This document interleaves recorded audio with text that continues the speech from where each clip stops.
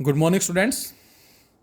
बच्चों, हमने इनर्शिया के कॉन्सेप्ट को स्टडी किया, टाइप्स ऑफ इनर्शिया के बारे में हमने बात की है, गैलीलियो के एक्सपेरिमेंट्स के बारे में हमने बात की थी। And now we have the part third of the laws of motion, that is linear momentum. बच्चों, ये कॉन्सेप्ट हमारा बड़ा ही इंपॉर्टेंट है, यहाँ स्टडी करें। और इसी तरह से हम रोटेशन मैकेनिक्स में स्टडी करेंगे एंगुलर मोमेंटम। तो वहाँ उसको समझना हमारे लिए आसान होगा कब, जब ये कॉन्सेप्ट हम अच्छे तरह से समझ पाएंगे।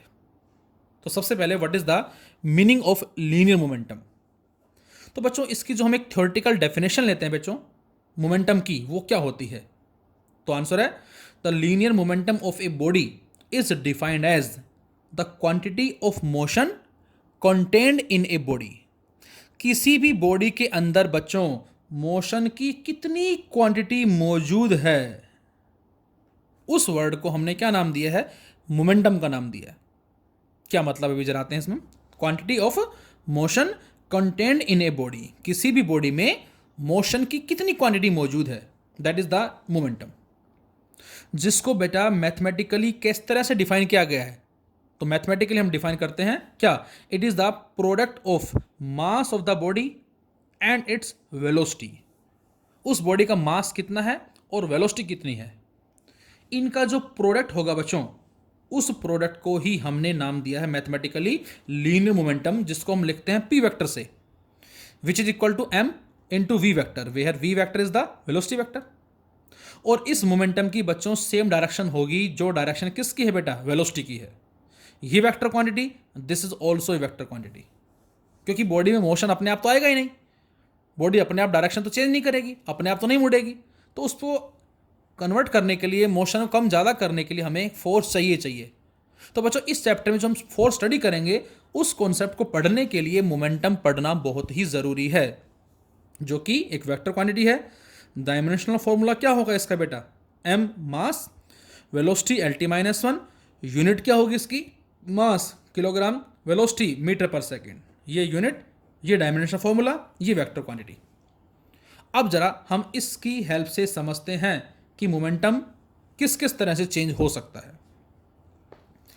तो इस डायग्राम में आपको दो गाड़ियां नजर आ रही हैं जो ऑलमोस्ट मैंने सेम बनाई हैं। सेम बनाने का मतलब क्या है बेटा? मतलब ये कि दोनों का मास सेम है। या कोई ब्लॉक भी आप ले सकते हैं, मे बी आप चाहें तो इस तरह से कोई दो ब्लॉक ले सकते हैं, ब्लॉक 1 एंड ब्लॉक 2, जैसा मर्जी आप समझ सकते हैं। दोनों का मास सेम है बेटा, लेकिन एक चल रहा है v1 की रफ्तार से, एक चल रहा है v2 की रफ्तार से। और आपको इस एरो से साफ साफ नजर आ रहा है, ये एरो मैंने बड़ा बनाया है बेटा, और ये एरो मैंने छोटा बनाया है। मतलब इसकी वेलोसिटी ज़्यादा है, इसकी वेलोसिटी कम, लेकिन मास दोनों का सेम है। अब मैं आपसे पूछूं क्या कि ये बताएं किसका मोमेंटम कम होगा, किसका मोमेंटम ज़्यादा होगा? तो आप बोलेंगे कि सर मास तो सेम है, लेकिन वेलोसिटी कम ज़्यादा है। And momentum is directly proportional to velocity. जिसका v ज़्यादा होगा उसका p भी ज़्यादा होगा, सीधी सी बात है। तो यहां से m1 equal to m2 equal to m, but v1 is greater than v2, so we can say p is directly proportional to v। If v1 is greater than v2, then we can say p1 is also greater than p2। तो बेटा, इसकी जो momentum होगा इसका, car ए का, और इसको हम कार बी बोल देते हैं, वो बी से ज़्यादा होगा। ज़्यादा क्यों होगा? क्योंकि इसकी वेलोसिटी ज़्यादा है, इसलिए। और यदि हम पी में और वी में ग्राफ प्लॉट करें बच्चों, तो ग्राफ हमारा एक स्ट्रेट लाइन ग्राफ आएगा, जिसमें एम क्या है बेटा? कांस्टेंट है। तो जब भी आपसे कहा जाए कि दो कार हैं, दोनों का मास सेम है, दोनों डिफरेंट वेलोसिटी से ट्रैवल कर रही हैं, किसका मोमेंटम कम है, किसका मोमेंटम ज़्यादा? तो आंसर है, जिसकी वेलोसिटी ज़्यादा होगी उसका मोमेंटम भी ज़्यादा होगा। Hence the linear momentum of fast moving body is greater than the linear momentum of slow moving body. लेकिन ये कब होगा? Point to be noted, whenever the masses of the both bodies are equal. ये बात आपको विशेष याद रखनी है, ये बात आपको विशेष याद रखनी है। मैं फिर रिपीट करता हूं बेटा, लीनियर मोमेंटम जो है फास्टर बॉडी का, वो ज़्यादा होगा किससे? जो स्लो मूव कर रही है उससे। लेकिन कब? जब उन दोनों के मासेज सेम होंगे। ध्यान रहे, मैं फिर बोलता हूं बेटा, बार बार बोल रहा हूं मैं, मासेज दोनों के सेम है, उस केस में हम बोलेंगे ये। अच्छा, मासेस सेम नहीं होते तो सेकेंड एग्जाम्पल लिया हमने, केस सेकेंड। इस बार हमारे पास दो गाड़ियां हैं, एक गाड़ी बड़ी है एक छोटी है। चाहे तो आप ब्लॉक बना सकते हैं, एक ब्लॉक ये हो गया और एक ब्लॉक ये हो गया, जैसा मर्जी इजी लगे आपको। इस बार गाड़ी छोटी बड़ी मतलब मास अलग अलग है, लेकिन जितना एरो मैंने ये बनाया उतना ही एरो ये बनाया है, मतलब दोनों इस बार सेम वेलोसिटी से ट्रैवल कर रहे हैं। वेलोसिटी सेम का मतलब मैग्नीट्यूड भी सेम है और डायरेक्शन भी सेम है। इस बार बेटा वेलोसिटी हमारे पास जो है वो दोनों की सेम है, लेकिन मासेस अलग अलग हैं। ये गाड़ी ए है और ये गाड़ी बी है। तो इस बार आपका आंसर क्या होगा? क्या मोमेंटम सेम होगा? तो आंसर है नो, मोमेंटम सेम नहीं होगा बेटा। क्यों नहीं होगा? क्योंकि मासेस अलग अलग हैं। और अभी अभी हमने पढ़ा है कि P जो है वो डायरेक्टली मास के भी है, डायरेक्टली V के भी है, लेकिन V तो कांस्टेंट है। So we can say this momentum is directly proportional to m mass. जिसका मास ज्यादा होगा उसका मोमेंटम भी ज्यादा होगा, और जिसका मास कम होगा उसका मोमेंटम भी कम होगा। तो इसका मतलब m1 is greater than m2, so we can say p1 is greater than p2। So the car A having more momentum. और यदि P में और M में ग्राफ प्लॉट करें, स्ट्रेट लाइन आएगा जिसमें V कांस्टेंट है। Hence linear momentum of heavy body is greater than as compare to lighter body. कब होगा? When both are moving with the same velocity. इस तरह से ही है एग्जाम में हमें कॉन्सेप्चुअल क्वेश्चन मिलते हैं। क्या मिलते हैं? If a lighter body and heavier body are moving with the same velocity, then which one having more momentum? किसका मोमेंटम ज्यादा होगा? तो वेलोसिटी सेम है तो हमारा आंसर मास के रेस्पेक्ट में होगा। मास सेम होता तो हमारा आंसर वेलोसिटी के रेस्पेक्ट में होता, और मास और वेलोसिटी दोनों ही डिफरेंट हैं। Case third. अब केस थर्ड में देखें, ये बड़ी कार है A, ये छोटी कार है B। मास 8 किलोग्राम, इसका मास 3 किलोग्राम, इसकी रफ्तार 3 मीटर पर सेकेंड, इसकी रफ्तार 8 मीटर पर सेकेंड। अब बताएं, इस फर्स्ट कार का मास जो है वो सेकेंड से क्या है बेटा? ज़्यादा है। सेकेंड कार की वेलोसिटी जो है फर्स्ट से ज़्यादा है, देख सकते हो आप। मैं आपसे कहूं गाड़ी ए का बताएं मोमेंटम क्या होगा, तो आपका आंसर है मास 8 है, वेलोसिटी 3 है, तो आपने आंसर दिया sir 24 kilogram metre per second. मैं कहता हूं कार बी का बताएं मोमेंटम क्या होगा, मास 3 वेलोसिटी 8, तो आपका आंसर होगा sir 24 kilogram metre per second. Means दोनों का मोमेंटम सेम आ गया, लेकिन कोई जरूरी नहीं सेम आए, ये डिफरेंट भी हो सकता है फिलहाल। लेकिन ये तो मैंने एग्जांपल लिया है कि एक बार वेलोसिटी कांस्टेंट है, एक बार मास कांस्टेंट है, एक बार मोमेंटम कांस्टेंट है।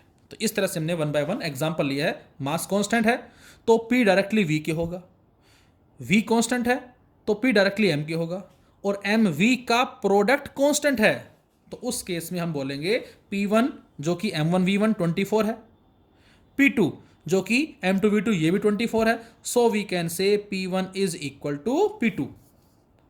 अब P1 equal to P2 means M1 V1 equal to M2 V2, और वी कैन से M1 अपॉन में M2 equal to V2 upon V1। मतलब मास इनवर्सली किसके आया बेटा? वेलोसिटी क्या आया। So M is inversely proportional to V, means जिसका मास ज्यादा होगा बच्चों उसकी वेलोसिटी कम होगी, और जिसका मास कम है उसकी वेलोसिटी ज्यादा। तो यहां ये कार है एक और एक ट्रक है। ट्रक जा रहा है 3 की रफ्तार से, कार जा रही है 8 की रफ्तार से। हाँ, यदि दोनों की रफ्तार अलग अलग हो तो इसकी रफ्तार मैं कहता हूं कितनी, सपोज 6 मीटर पर सेकेंड है। अब 8 6 48 48 मोमेंटम होगा, इसकी 24 होगा, इसका हाफ होगा एग्जैक्ट, ये इसका मतलब है। तो यहां पर P कांस्टेंट है बेटा, तो M इनवर्सली V के होगा। और यदि M में और V में ग्राफ प्लॉट करें बच्चों तो हमें डिक्रीजिंग ऑर्डर में ग्राफ मिलता है कुछ इस तरह से। So we can say if two objects having same linear momentum then lighter object moves faster than heavy object. यदि मोमेंटम दोनों का सेम है तो जो लाइट वाला होगा जिसका मास कम है बेटा उसकी रफ्तार ज्यादा होगी as compare to heavier one. तो यहां से 3 केस आपको याद रखने हैं, एक बार फिर से मैं रिपीट कर देता हूं fast. P equal to m v, if M is same then P directly V, जिसकी V ज्यादा है उसका P ज्यादा है। Case second, if V is constant then P directly M, जिसका मास ज्यादा है उसका मोमेंटम ज्यादा है। Case third, if P is constant p constant का मतलब मास और वेलोसिटी का जो प्रोडक्ट है वो कांस्टेंट है। जैसे हमने एग्जांपल लिया, और एग्जांपल आप ले सकते हैं। मैं कहता हूँ 8 × 3, मैं लिखता हूँ 6 × 4, मैं लिखता हूँ 12 × 2। सपोज 3 अलग अलग ऑब्जेक्ट हैं, ये पहले का मास है, ये दूसरे का मास है, ये तीसरे का मास है। ये पहले की वेलोसिटी, ये दूसरे की वेलोसिटी, ये तीसरे की वेलोसिटी। तीनों का मोमेंटम क्या है? सेम। P1 = P2 = P3, सभी का मोमेंटम सेम है। लेकिन क्या सभी के मास सेम है? नो। क्या सभी की वेलोसिटी सेम है? नो। लेकिन मोमेंटम सभी का सेम आ रहा है। नाउ हमने एग्जांपल एक और, इसमें ट्रक है और एक कार है। First point, in the effect of force on motion. जो हम मोशन जो स्टडी कर रहे हैं बेटा, और आगे हम स्टडी करेंगे फोर्स के बारे में। In the effect of force on motion, linear momentum having very important role. इस फोर्स का इफेक्ट जो होता है मोशन में, इस केस में लीनियर मोमेंटम जो बेटा वो बड़ा ही इंपॉर्टेंट है।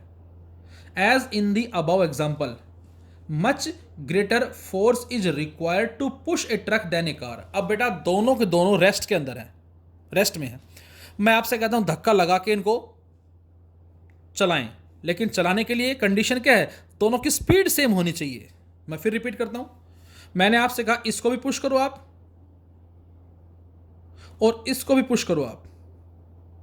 कितना पुश करें? ताकि दोनों की रफ्तार सेम हो, सेम टाइम में, टाइम भी सेम लगे। भाई आपने धक्का लगाया और 2 सेकंड में रफ्तार हो गई 5 मीटर पर सेकंड, तो यहां पर भी 2 सेकंड में आपको इसकी रफ्तार 5 मीटर पर सेकंड करनी पड़ेगी। तो क्या दोनों पे फोर्स सेम लगाना पड़ेगा? तो आंसर है नो, दोनों पे फोर्स सेम नहीं लगाना पड़ेगा। इस पे ज़्यादा लगाना पड़ेगा, इस पे कम। वाई? क्योंकि इसका मोमेंटम क्या है बच्चों? ज़्यादा है, इस रीजन की वजह से।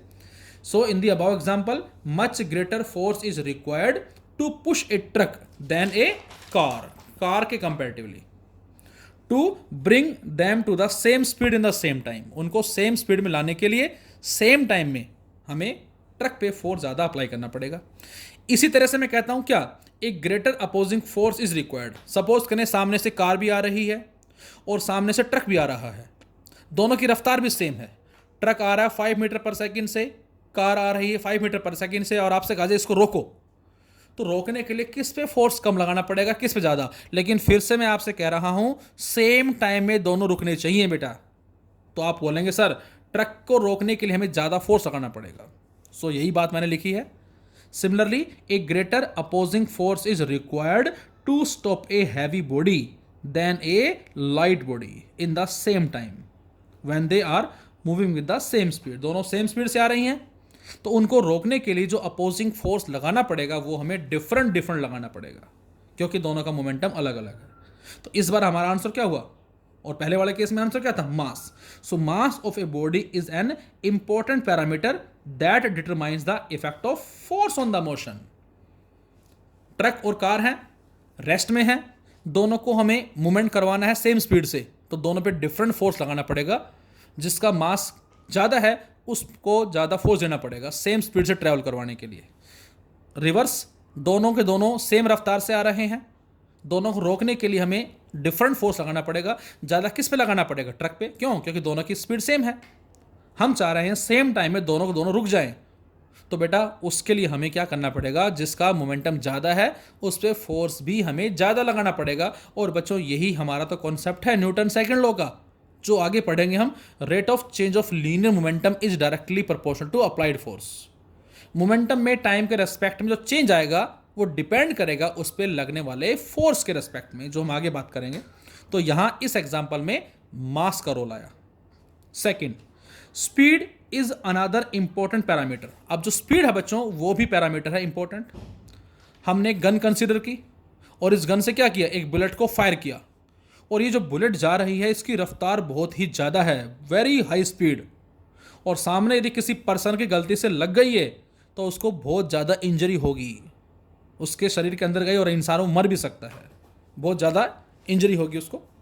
लेकिन बच्चों यही सेम बुलेट को हम थ्रो करते हैं, फेंकते हैं, तो ये बहुत स्लो स्पीड से जाएगी और इसको इजीली हम रोक भी सकते हैं और कोई हमें इंजरी भी नहीं होगी। जबकि बुलेट दोनों केस में सेम है, लेकिन इसमें स्पीड ज़्यादा होने से नुकसान ज़्यादा हुआ क्योंकि मोमेंटम ज़्यादा है। इसमें स्पीड कम होने से मोमेंटम कम है, इसलिए नुकसान भी कम हुआ। बुलेट आके लगे और एयर पार्टिकल आके लगे, बारिश की बूंदे लगे। अब बेटा बारिश की बूंदे जो हैं देखें आप, जब बारिश आती है तो उसमें हम इंजॉय करते हैं, जबकि बारिश की बूंदों की रफ्तार बहुत ज़्यादा होती है। लेकिन इंजॉय क्यों करते हैं बेटा? क्योंकि उनका मोमेंटम कम है, क्योंकि उनका मास कम है। और यदि उसी रफ्तार से कोई पत्थर आके लगे हमें, तो सोचो ज़रा कितना बड़ा नुकसान होगा आपका। आंख फूट सकती है, सिर फूट सकता है, और भी नुकसान हो सकता है हमारा। तो यहाँ जो रोल है वो मास का है, यहाँ जो रोल है किसका है? इसकी स्पीड का रोल है। So for a given mass, greater is the speed, greater is the momentum, and greater force required to stop the body in a certain time. तो इसलिए हम कहते हैं क्या कि मास ज़्यादा होने से मोमेंटम ज़्यादा होगा, मोमेंटम ज़्यादा होने से फोर्स हमें ज़्यादा लगाना पड़ेगा। मास कम होने से मोमेंटम कम होगा, मोमेंटम कम होने से फोर्स कम लगाना पड़ेगा। सेकंड पॉइंट, वेलोसिटी कम होने से मोमेंटम कम होगा, मोमेंटम कम होगा, कम फोर्स लगाना पड़ेगा। वेलोसिटी ज़्यादा होने से मोमेंटम ज़्यादा होगा, और मोमेंटम ज़्यादा होने से ज़्यादा फोर्स लगाना पड़ेगा सेम टाइम में, उसको रेस्ट से मोशन में लाने के लिए या मोशन से रेस्ट में लाने के लिए। अब हमारे पास जो न्यूटन के लॉज हैं वो हम स्टडी करेंगे, जिसमें न्यूटन का फर्स्ट लॉ हमसे क्या कहता है, जो बेसिकली डिफाइन करता है फोर्स को, जिसमें हमने लॉ ऑफ इनर्शिया का भी नाम दिया है। Second, measures the force, force को मेजर करता है। And third, deals with the nature of force, जो फोर्स के नेचर को डील करता है। तो इनमें जो बात आ रही है बेटा, वो फोर्स की बात आ रही है। तो बच्चों पहले जरा हम फोर्स को ही डिस्कस करते हैं कि फोर्स एक्चुअल में होता क्या है। तो आंसर है कि फोर्स हमारा कुछ और ना हो के बेटा, ये एक एक्शनल एफर्ट है। Force is an actional effort in the form of pull or push. ये पुल या पुश की फॉर्म में एक एक्शनल एफर्ट कहलाएगा, which can change the state of, ये क्या क्या कर सकता है बच्चों? Which can change the state of rest, जो रेस्ट की पोजीशन को चेंज कर सकता है। मीन्स ऑब्जेक्ट रेस्ट में है, कोई फुटबॉल है, कोई बॉल है रेस्ट में, हल्का सा पुश किया वो मोशन में आ गई, तो इसको बोलेंगे change the state of rest. Second, change the state of motion, body motion में है, साइकिल चल रही है, ब्रेक सप्लाई कर दिए, रुक गई, तो हमने क्या कर दिया? मोशन से रेस्ट में ले आए।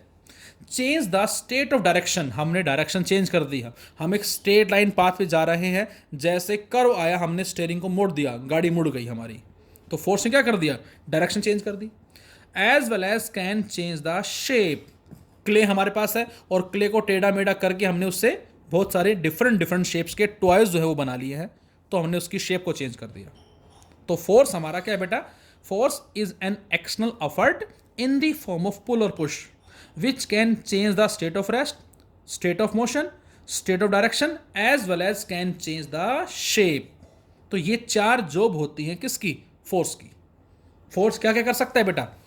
रेस्ट से मोशन में ला सकता है, मोशन से रेस्ट में ला सकता है, डायरेक्शन चेंज कर सकता है, शेप चेंज कर सकता है। ये चार जॉब्स कहलाती हैं किसकी? दैट इज फोर्स की। तो अब जो फोर्स है बेटा, उस फोर्स को फिलहाल हमने यहां पर टू कैटेगरीज में डिवाइड कर दिया, जिसको एक को बोलते हैं हम कॉन्टैक्ट फोर्स, और बच्चों दूसरे को बोलते हैं non contact force.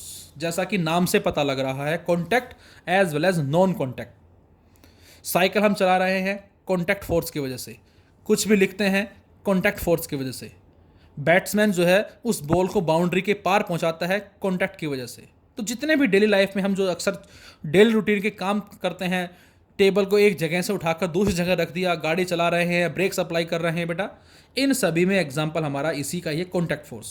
The force which arise due to the actual contact between the bodies, वो फोर्स जो एक्चुअल कॉन्टैक्ट की वजह से अराइज होता है, जिसको आगे हम नाम देंगे normal force as well as frictional force.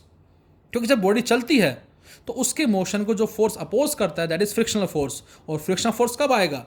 जब उस बॉडी में और अर्थ सरफेस के बीच में एक कॉन्टैक्ट होगा। नॉर्मल फोर्स, जब भी हम किसी ऑब्जेक्ट पे फोर्स अप्लाई करेंगे तो वो सरफेस उसके इक्वल एंड अपोजिट भी फोर्स अप्लाई करेगा, जिसको हम नॉर्मल फोर्स का नाम देंगे, बात करेंगे आगे हम। इसके अलावा नॉन कॉन्टैक्ट फोर्स क्या होगा बच्चों?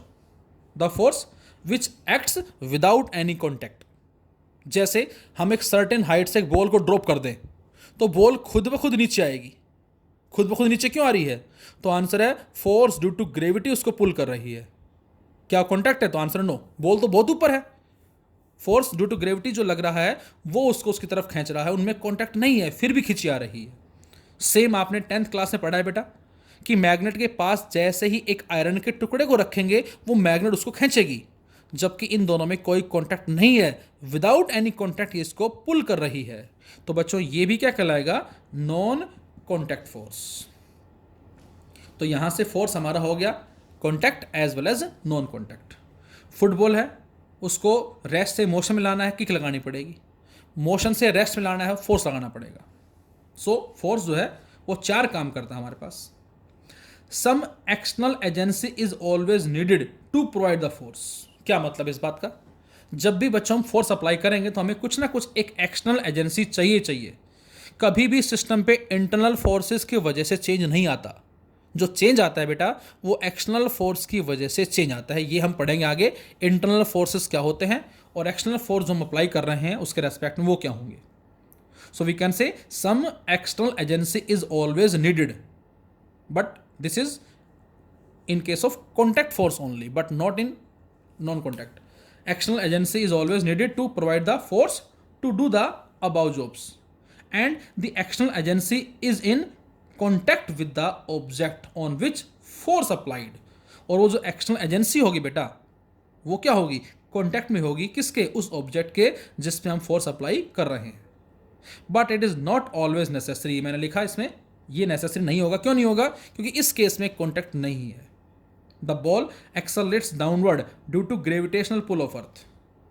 A magnet attracts the iron piece without any contact. तो ये जो हम बात कर रहे हैं एक एक्सटर्नल एजेंसी की, ये कॉन्टैक्ट के रेस्पेक्ट में बात कर रहे हैं। तो बच्चों आज के इस वीडियो में, इस लेक्चर में हमने स्टडी किया बेटा मोमेंटम के बारे में। मोमेंटम क्या होता है? Quantity of motion contained in a body, या product of mass and velocity. Velocity change होगी, मोमेंटम चेंज होगा। क्यों? क्योंकि वेलोसिटी वेक्टर क्वांटिटी है, so momentum is also a vector quantity. हमने सर्कुलर मोशन में चेंज इन वेलोसिटी का एक फॉर्मूला ड्रॉ किया था, शायद आपको याद भी होगा, डेल्टा वी। और वो आया था बेटा हमारा कितना?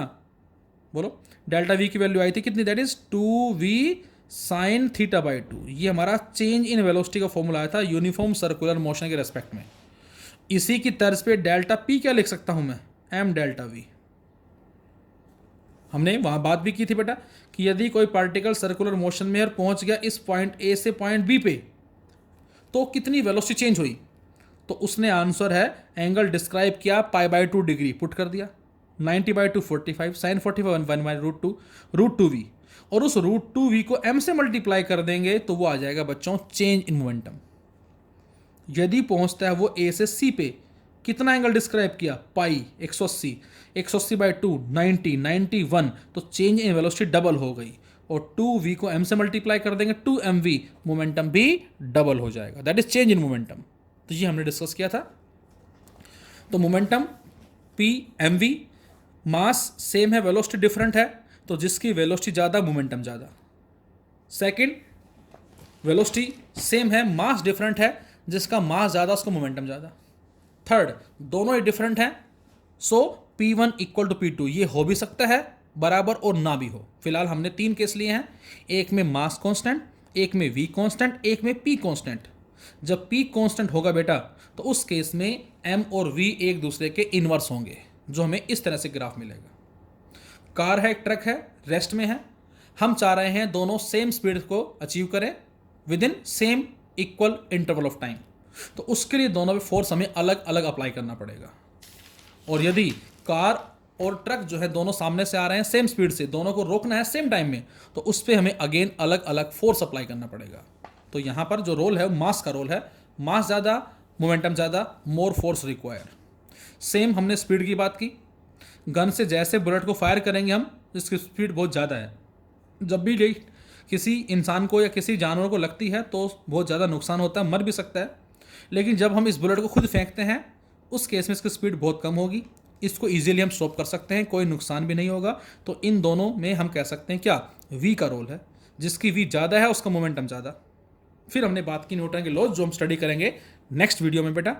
First law define force as well as law of inertia जो हमारा है। Second, measure of force. Third, deals with the nature of force. Force क्या होता है? तो आंसर है ये एक एक्शनल एफर्ट है बेटा इन the form of pull or push, जो क्या करता है, change the state of rest, state of motion, state of direction as well as change the shape also. ये 4 जॉब्स कहलाती हैं इस फोर्स की। कॉन्टैक्ट और नॉन कॉन्टैक्ट की कैटेगरी में डिवाइड कर दिया। Contact the force which arise due to the actual contact between any two bodies, and non contact force the force which arise without any contact. Gravitational force हो गया, electrostatic force हो गया, gravity की वजह से जो फोर्स हो गया, ये सारे हमारे नॉन कॉन्टैक्ट की कैटेगरीज में ही आते हैं। Thank you.